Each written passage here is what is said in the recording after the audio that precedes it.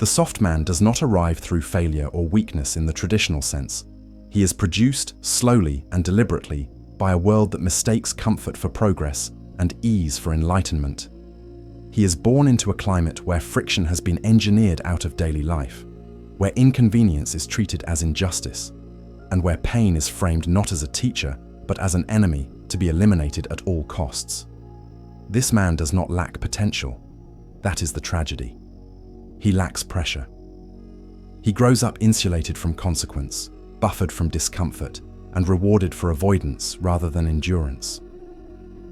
His nervous system never learns how to stay calm under weight because weight is never placed upon it. He becomes psychologically padded, emotionally climate-controlled, spiritually sedated, not broken, unfinished. In earlier eras, masculinity was not debated or defined in classrooms or online forums. It was revealed through necessity. Men did not ask who they were. They discovered it under strain. Hunger clarified priorities. Cold demanded preparation. Labor imposed structure. Risk sharpened awareness. Responsibility matured boys into men without asking permission. There was no romanticism in it. Hardship was not motivational content. It was daily reality. Strength emerged because weakness carried immediate consequence. Today, consequence has been postponed, outsourced, or softened beyond recognition. The modern man is rarely required to become anything before he is allowed to consume everything. This is where comfort ascends into godhood. Food appears without effort. Pleasure arrives without pursuit. Validation comes without achievement. The soft man lives in a world where survival has been replaced by stimulation, where fulfillment is promised through acquisition rather than capability. His environment no longer tests him, it entertains him. And because he is never forced to sharpen himself against reality, he grows dull without noticing. Muscles soften, attention fragments, patience erodes. His inner posture collapses slowly, not in dramatic failure, but in quiet surrender to ease. He does not feel himself declining because decline has been normalized as self-care. The most dangerous aspect of comfort culture is not physical softness, it is psychological dependency. The soft man becomes intolerant of friction. Minor discomfort feels like crisis. Boredom feels like punishment. Silence feels threatening. Any demand that cannot be immediately satisfied registers as oppression. He learns to avoid pressure rather than adapt to it. His instincts are trained not toward confrontation, but toward escape. When life tightens, he reaches for relief instead of resolve. When tension arises, he anesthetizes rather than endures. Over time, this rewires his sense of self. He no longer sees himself as an agent of force, but as a consumer of soothing experiences. There is a quiet story that repeats itself in millions of lives. A man wakes up in a climate-controlled room, eats food he did not earn, scrolls through achievements he did not build, watches simulated dominance he did not embody, and falls asleep exhausted despite having carried no real weight. He feels tired without being fulfilled, restless without direction, anxious without identifiable threat. His body is relaxed, but his mind is brittle. His life is safe, but his spirit is agitated. He cannot name what is missing, only that something feels off. That off is the absence of earned identity. Society tells him this is evolution. That softness is sophistication. That comfort is compassion. That hardship is outdated. But biology does not negotiate with ideology. The male nervous system evolved for engagement, resistance, and calibrated stress. Remove those inputs, and the system malfunctions. Not immediately, but inevitably. Without challenge, aggression turns inward.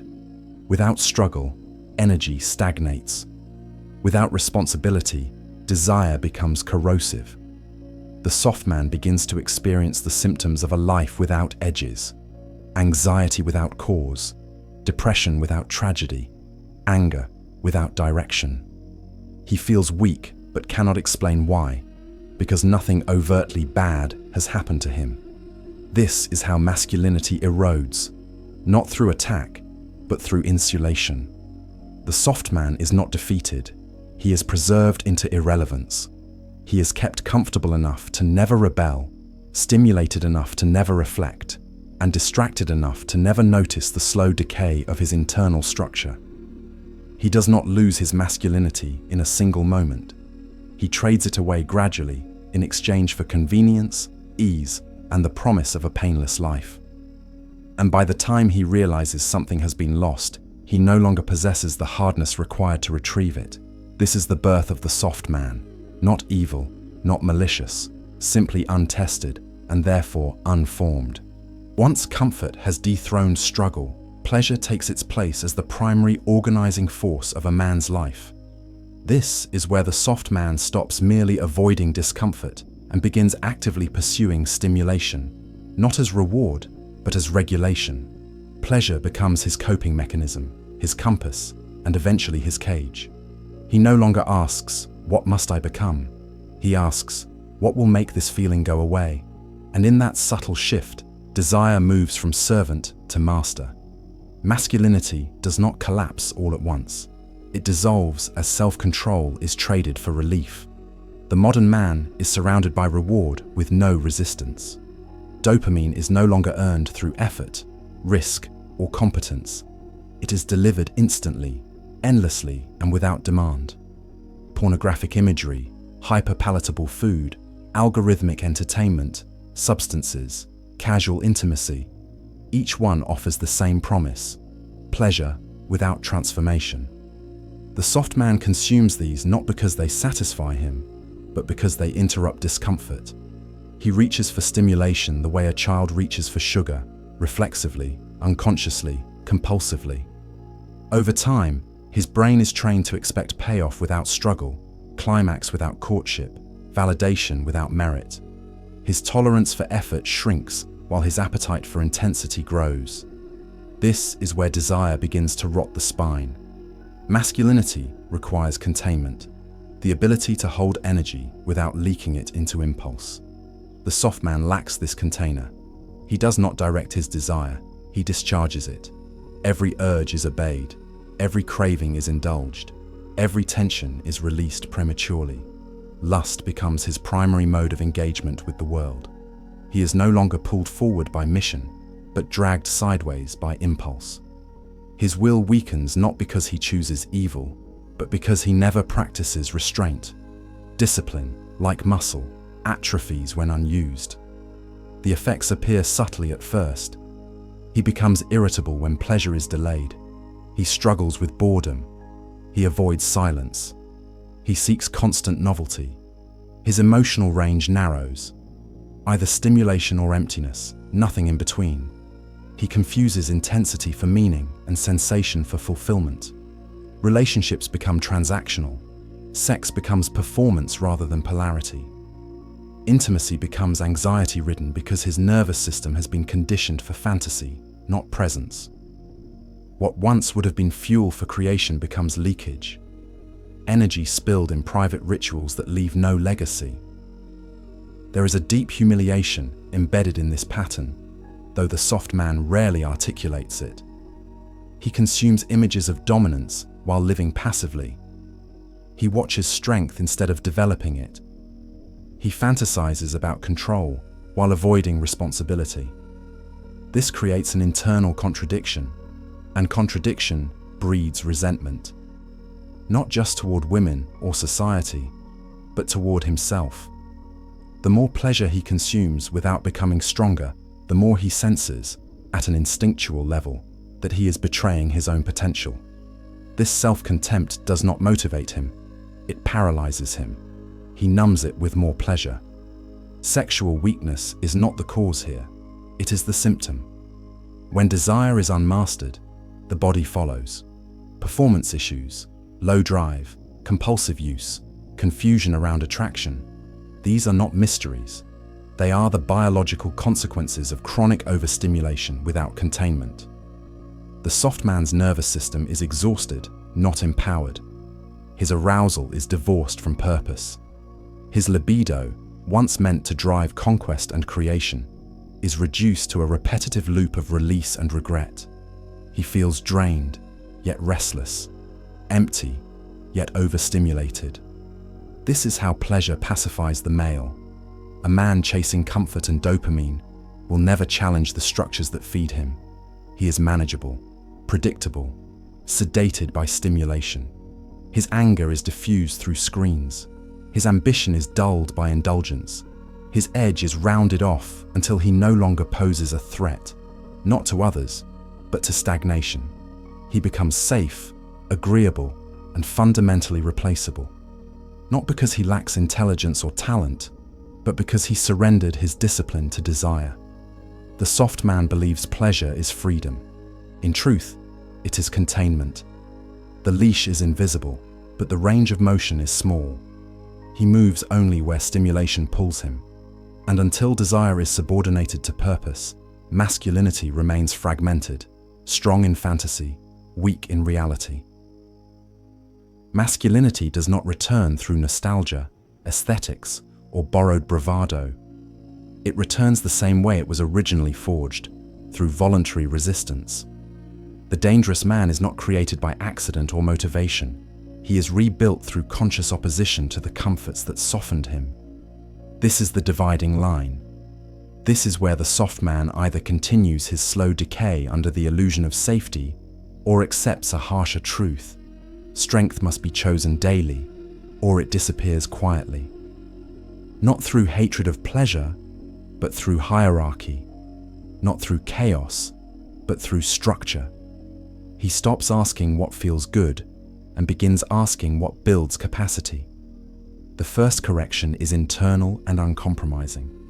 Comfort is stripped of its moral authority. The dangerous man understands that comfort is not evil, but it is corrupting when it becomes constant. He no longer organizes his life around convenience, efficiency, or emotional ease. Instead, he treats comfort like sugar, occasional, deliberate, never habitual.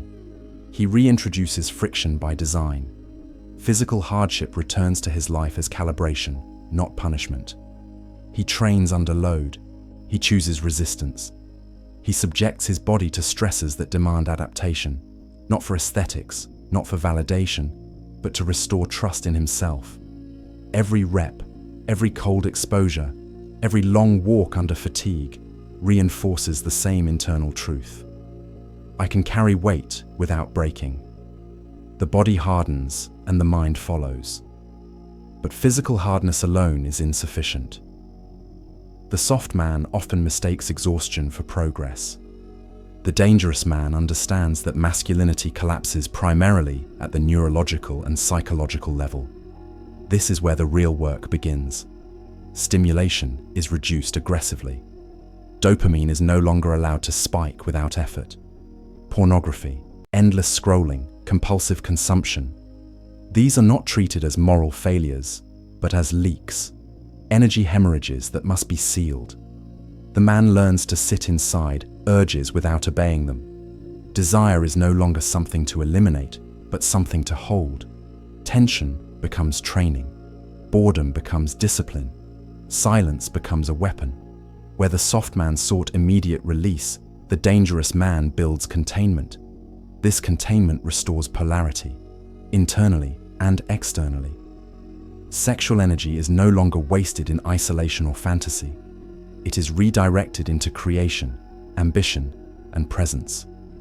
The man becomes sharper, heavier, slower to react. His nervous system stabilizes. He no longer chases intensity because his baseline state is solid. This is where confidence re-emerges. Not performative confidence, but grounded certainty. He knows where his edges are because he has tested them. He no longer needs validation because he trusts his own capacity to endure. Emotionally, the solution is ruthless simplicity.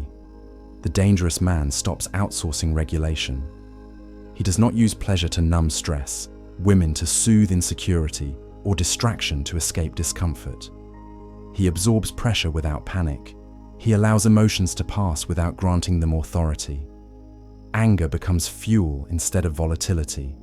Loneliness becomes clarity instead of desperation. Rejection becomes data instead of identity.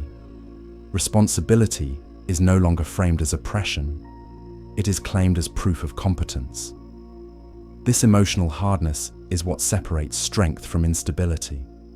Many men are aggressive. Few are contained. Containment is power, yet hardness without direction collapses into bitterness. This is why the restoration of masculinity requires a mission. Not a vague dream, not a motivational slogan, but a long-term aim that demands sacrifice, discipline, and sustained effort. A mission that forces delayed gratification. A mission that requires showing up when motivation is absent. A mission that organizes the man's time, energy, and identity around contribution rather than consumption. Without mission, discipline decays back into indulgence. With mission, pleasure finds its rightful place. Secondary, contextual, earned. The dangerous man structures his life accordingly. His days are ordered. His habits are intentional. His environment reflects his values. He engineers friction where weakness once thrived and removes temptations that exploit impulse. This is not repression, it is strategy. He understands that self-control is easier when the environment supports it. He does not rely on willpower alone. He designs systems that reinforce strength and punish softness. He respects his biology enough to stop pretending he is immune to temptation. The final shift is philosophical and irreversible. The dangerous man abandons the pursuit of relief altogether. Relief is temporary. Capacity is permanent. One weakens the spine, the other reinforces it. The soft man lives to feel better. The dangerous man lives to be more capable. Comfort becomes optional. Pleasure becomes negotiable. Discipline becomes identity. He rests without decaying. He enjoys without being owned. He moves through the world unhurried, unreactive, unmanageable. Not because he rejects pleasure, but because he controls access to it. The world does not reward soft men. It consumes them, distracts them, and discards them quietly. Masculinity will either be rebuilt intentionally or eroded passively. There is no neutral state. The return to hardness is not a trend, a brand, or a performance. It is a private decision made daily, in silence, against the pull of ease. And once made, it reshapes everything. How the man moves, how he speaks, how he is felt. Not loud, not fragile, just solid. Be sure to join the free newsletter, indeceptions.com. Thus remember, we are Indeceptor. In the alchemy of lust, you'll be taken deep into the ancient and forgotten discipline of sexual transmutation, a principle once reserved for monks, warriors, kings, and creators. The Ultimate Semen Retention Master Course, a step-by-step transformation system that takes you from lust-driven to purpose-driven, from scattered to laser-focused, from drained to powerful. Inside are 30 high-level lessons, one for each day, that dismantle your habits, rebuild your mindset, sharpen your energy, and teach you how to redirect your sexual power into wealth, ambition, creativity, strength, and leadership. You also get access to a private community of men who are walking the same path, a brotherhood built on discipline, not chaos. If you're tired of slipping, tired of relapsing, tired of being controlled by urges instead of controlling your destiny, then step into the 30-day ascension and start the transformation that will change everything. Available now for pre-order, indeceptions.com. Master your energy, and you master your life.